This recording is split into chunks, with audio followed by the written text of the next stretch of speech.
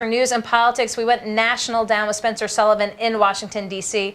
We're getting local here with Steve Brown with the Rhode Island ACLU. Thanks for coming back in, Steve. Thanks for inviting me. Lawsuit filed today, and this is on behalf of Paula Borelli at Newport Grand, alleging sex discrimination, saying that she was not paid the same as her male counterparts. Walk us through how this was brought to the ACLU's attention and how you went through the process, gathering the information, and ultimately taking the legal action. Sure. Ms. Borelli has been working at Newport Grand for over a decade, and it wasn't along with a colleague who has the same job. She's a night manager on duty. That's her title. And then she was at a personnel meeting at Human Resources back in the end of 2016.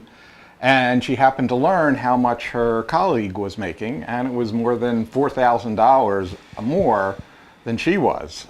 She was shocked, she was surprised. Interestingly, her colleague was also surprised to learn that. He didn't realize he was making all that extra money.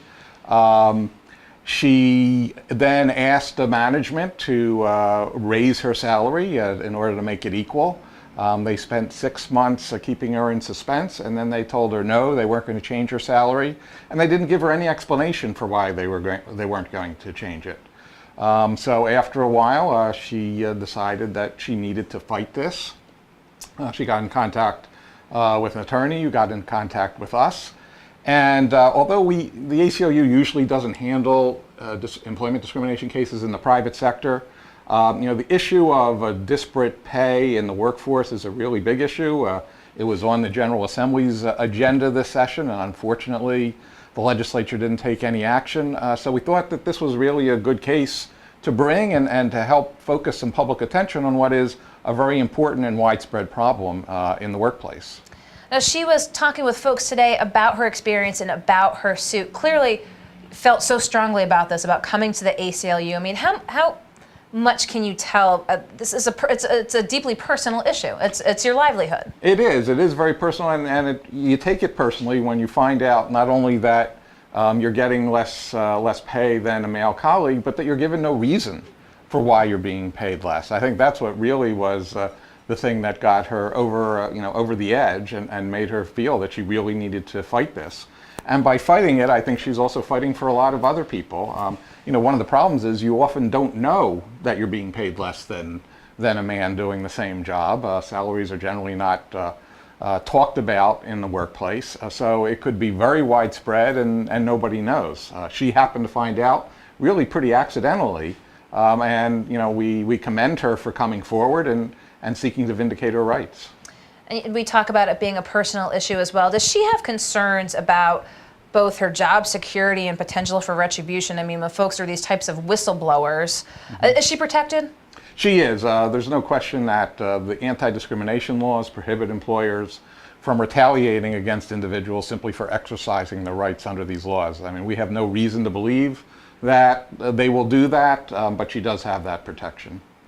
And so let's talk about the size and the scope of the suit. It's always tough to sort of project how long this will go through the legal process for. But, if eventually ruled in her favor, I mean, how much of an effect could this have moving forward? Well, I think the effect will be how it impacts other people. She is seeking lost wages and damages for the violation of her rights that's taken place.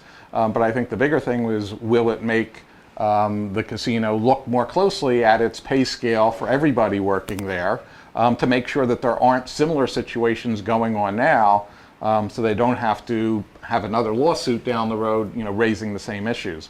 I'm certainly hopeful that litigation like this will wake up everybody and have them look more closely at what's going on. And you talk about the casino looking at their employees. I mean, should not any business be cognizant of? Yes, absolutely. I think a lot of businesses simply don't do that, not necessarily intentionally. It could be the result of policies that go back decades that this type of discrimination occurs. But now is as good a time as any for businesses to review what their practices are, to review how the salaries are given, just to avoid these sorts of problems in the future.